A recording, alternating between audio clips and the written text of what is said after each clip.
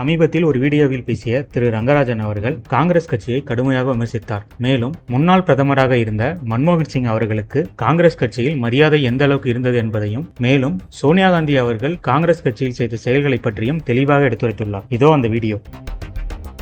சுபாஷ் சந்திர கர்க் அப்படிங்கிற இவர் ஃபைனான்ஸ் செக்ரட்டரியா இருந்தார். இவர் பல அதிர்ச்சிகரமான விஷயங்களை சொல்லியிருக்காரு. அது என்னங்கிறதையும் பார்த்துடலாம். அந்த இன்டர்வியூல என்ன ஆச்சு, கொஞ்சம் விவரமா தான் சொல்லுங்களேன்னு நெறியாளர் கேட்கும்போது இந்த சுபாஷ் சந்திர கர்க் என்ன சொல்றாரு அப்படின்னா, நான் பார்த்தேன், பிரதம மந்திரி மன்மோகன் சிங்குக்கு பல மந்திரிகள் மரியாதையும் கொடுக்கறதில்ல, மதிப்பும் கொடுப்பதில்லை. அவர் சொல்ற பேச்சை யாருமே கேட்கறதே கிடையாது அப்படின்னு. நீங்க உதாரணம் சொல்ல முடியுமா? கண்டிப்பா சொல்ல முடியும் அப்படின்னு சொல்லிட்டு என்விரான்மெண்டல் மினிஸ்ட்ரியில ஜெயந்தி நடராஜன் இருக்கு. அவங்க கிட்டத்தட்ட 54,000-55,000 கோடி பெருமானம் உள்ள திட்டங்கள், பைல்கள் எல்லாம் தேங்கி கிடக்கும். இதை பத்தி நாங்க மீட்டிங் எடுத்தோம். கோல் செக்ரட்டரி சொன்னாரு, அதுக்கப்புறம் கேபினட் செக்ரட்டரி சரின்னு உடனே நாங்க மீட்டிங் போட்டோம். மீட்டிங்ல யார் யாரெல்லாம் பார்ட்டிசிபேட் பண்ணணும் அப்படிங்கறதெல்லாம் ஒருத்தர் முடிவு பண்ணுவாரு. என்ன மீட்டிங் நல்லா கவனிங்க. மன்மோகன் சிங் தான் பிரதம மந்திரி, அவருக்கு கீழே மந்திரி சபை இருக்கு, அதாவது கேபினட், அதுக்கப்புறம் செக்ரட்டரிஸ்லாம் இருக்காங்க.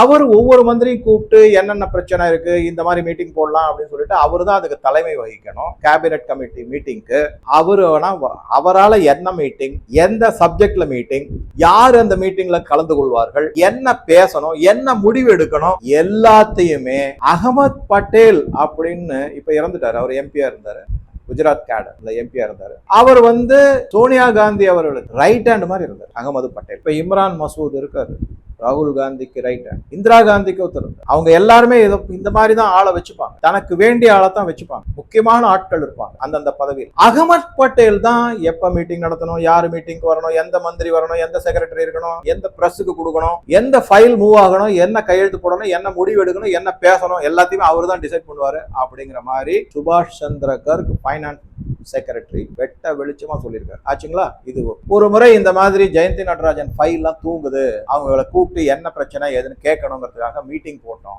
ஆஸ் யூஷுவல் அகமது பட்டேல் தான் எல்லாத்தையும் அரேஞ்ச் பண்ணாங்க. பண்ண உடனே நாங்க மீட்டிங் வச்சோம். பிரதம மந்திரி வந்துட்டாரு, ப சிதம்பரம் கூட அந்த மீட்டிங்ல இருந்தாரு, நானும் இருந்தேன், மற்ற செக்ரட்டரி எல்லாம் வந்துட்டாங்க, எல்லாரும் ரெடியா இருக்கும்.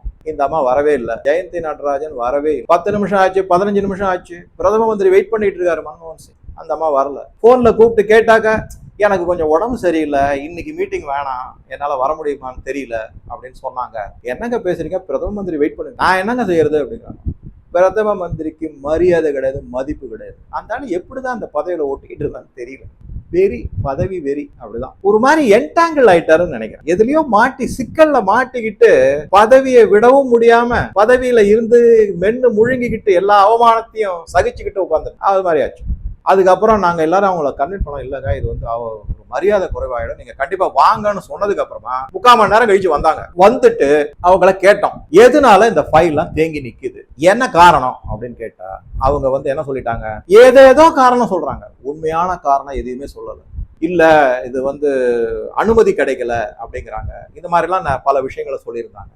யாருகிட்ட இருந்து என்ன அனுமதி அப்படின்னு பாத்தீங்கன்னா, அகமது பட்டேல் தான் எல்லாத்தையும் முடிவு செய்யறாருன்னு சொன்னாங்க. அவர் எப்படி அந்த மாதிரி முடிவு செய்ய முடியும் அப்படின்னு பாத்தீங்கன்னா, நேஷனல் அட்வைசரி கவுன்சில்னு ஒரு அமைப்பு. சோனியா காந்தி பிரதம மந்திரி ஆகிறதுக்கு ட்ரை பண்ணாங்க. அதுல பல சிக்கல்கள் இருக்கு. உடனே எல்லாரும் சொல்லாதீங்க, சுப்பிரமணிய சுவாமியால தான் அவர் சோனியா காந்தியால பிரதம மந்திரியா ஆக முடியல அப்படிங்கிறத சொல்லவே சொல்லாதீங்க. ஏன்னா அப்ப ஜனாதிபதியாக இருந்த பாரத் ரத்னா டாக்டர் அப்துல் கலாம் அவர்கள், சுப்பிரமணிய சாமி என்கிட்ட இதை பத்தி எல்லாம் ஒண்ணுமே பேசல அப்படின்னு தெள்ள தெளிவா ஓப்பனா சொல்லிட்டாரு. தயவு செஞ்சு அந்த சுப்பிரமணிய சுவாமியினுடைய ஸ்டோரியை இதுல கொண்டே வராதிங்க. அப்துல் கலாம் சாரே சொல்லியாச்சு அதை பத்தி, அவர் ஒண்ணும் இதெல்லாம் சொல்லல. சட்ட சிக்கல்கள் இருந்தது, அதனால அவர் வரல, அவ்வளவுதான். அதுதான் முக்கியமான விஷயம். அதனால அவங்க என்ன பண்ணாங்கன்னா, பிரதம மந்திரி கிடைக்கல, பிரதம மந்திரி கீழே அதுக்கு மேல நான் நேஷனல் அட்வைசரி கவுன்சிலுடைய சேர்பர்சன், என்ன மீறி தான் எல்லாமே போகக்கூடாது, என்ன மீறி எதுவும் போகக்கூடாது, என்கிட்ட வந்துதான் போகும். ஆக மொத்தம் சூப்பர் பவராக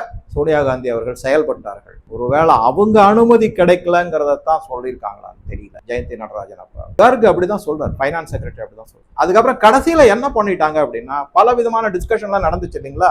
இது எல்லாமே இந்த மினிட்ஸ் ஆஃப் த மீட்டிங்னு எழுதுவாங்கல்ல, எதையுமே எழுதக்கூடாதுன்ட்டாராம். யாரு?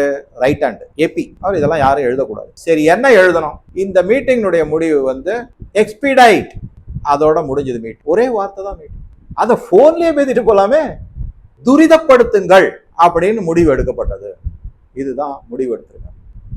இப்பேற்பட்ட ஒரு இது. அதனாலதான் நரேந்திர மோடி அவர்கள் 2014 எலெக்ஷன் போது ஜெயந்தி டாக்ஸ் சொல்லிக்கிட்டே இருந்தார். என்விரான்மெண்டல் கிளியரன்ஸ் எல்லா கம்பெனிக்கும் கொடுத்தா தான் அடுத்த கட்ட நடவடிக்கை நடக்கும். அதற்கான லஞ்ச லாவண்யங்கள் தலை விரிச்சு ஆடி இருக்கு அப்படிங்கிறாங்க. எல்லாமே ஓப்பனா சொல்லியிருக்காங்க. இலைமறைவு காய்கறி நேரடியா சொல்லியிருக்காங்க.